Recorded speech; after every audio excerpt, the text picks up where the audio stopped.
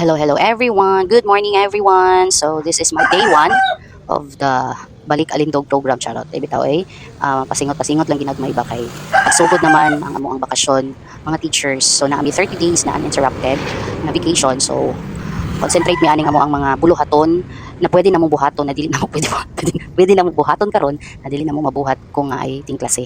Sama aning mag-walking sayo sa buntag. Hindi na mo ni mabuhat kay sayo man kayo mong time in. Inigulipod namon sa hapon o tinapong kapuya. So daghang pagibuluhaton sa balay kay nga mga bata ti manon. So karon ang panahon na pwede na mo ni siya mabuhat. So magbaktas-baktas lang usa ko kay first day pa man ako, day 1 pa man ako. Siguro hangtod siguro ni sa day 30 baktas sa gyapon na may padu. Ang importante makalakaw-lakaw. So nabot ako dinhi sa City Hall.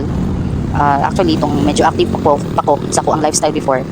Mo gina kong ruta permanente taga-adlaw nya. Makuanan lagi sa daghan trabahoon nya. Apulan pud ta dala sa sakit-sakit sa kalawasan kay you know na nganon tas tunga sa tong pagka-40 mo nang tawag ani na ay mga putang na di nato mabuhat apan never magpadala sa pangidaron no kay kinahanglan nato i-fight ning ato ang mga unsa ni ibati sa kalawasan labi na kita mga babae ang ating mga hormonal imbalance usahay. So diri lang baktas-baktas lang ta kay enjoy nato ang sunlight ug ang green sa palibot. So same with ani ubang mga nagbaktas po diri sa around New City Hall. So actually kuan na kay ko na kamata na ko ani unsa na naudtuhan akong mata mo nang medyo hayag na kayo mas nindot jud tong medyo kadlawon ka magbaktas kay kuan ba bugnaw ang panahon. So nara dalan lang sa jud perminti niyo makita ani ako ang vlog kay ambot nimo ko ganahan mag unsa ni vlog na nga akong naong lain man kay tanaw.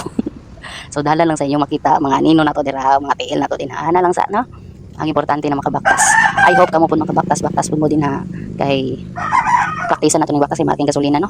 So magbinaktasay na lang gid ani. So mao ni siya pauli na ko ani guys. Baktas lang gihapon. Siguro mga 4 kilometers siguro niya mga 4 to 5 kilometers ang ako ang ginabaktas sa una. Nya karon pod kay ang amo ang balay nga ramon pod sa downtown. So nga nako dinhi sa main na highway sa Apocon.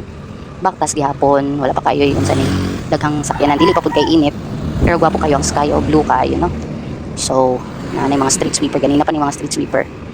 So dinhi natapok ko diri sa pikas na unsa ni pikas na lane kay mo palit ko pan para sa unsa ni para sa tuang mga kanakan kay ilaman nang isausaw niya sa Milo ba kining pan. So malaking gasolina on tanawa ra gud grabe ta mahal lagi mo na magbaktas jud na magtuon na lang bitali baktas permanente kay grabe na gyud ang unsa ni panahon karon 14 crisis. So dinhi ko sa may kuan Rose Big Shop palit og pan kay para pangapion niya ba nya unyang utupod pang snacks pod. So nara ang akong gipalit na pan ganahan kay kuan na pan labi nag-isawsaw sa kape or Milo na init. Wala siya ako ang ganahan. So tabok ta din kay hapit na kita maabot. Kahiun pa jud kayo ko ana. Pero gipugnan lang gyud kailangan ko kay makahita din ato ang unsa na. So baktas hinay baktas ni sugod nagkabugat akong tiila ni. Hapit na jud ta moabot sa amo ang unsa ni amo ang pan-destination. Ang gwapo kayong sky gid ay hayag kayo limpyo kayo. So mao ni ang akong achieve karong buntag 9,077 steps.